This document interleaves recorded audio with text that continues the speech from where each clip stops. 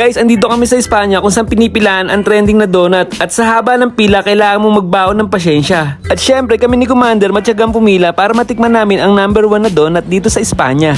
Walang iba kundi ang Anilas. Sa dami ng iba't ibang klase ng donut dito ay talaga naman matatakam ka. At ayun nga guys, nalampasan na namin ni Commander ang mahabang pila kaya eto ako ngayong ngiting tagumpay. At napansin ko rin pagod na si ating tindera kaya ang ginawa ko yung mga binili namin donut ay ako na ang naglagay sa plastic. Guys, okay na. Sa kotse na lang namin to titikman ni Commander.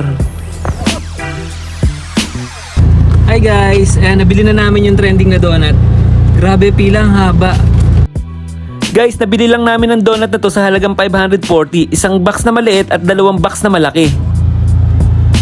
Tikman po natin ang trending donut sa Espanya. Yung ubi Ito, niya titikman ko. lasang lasa. Okay.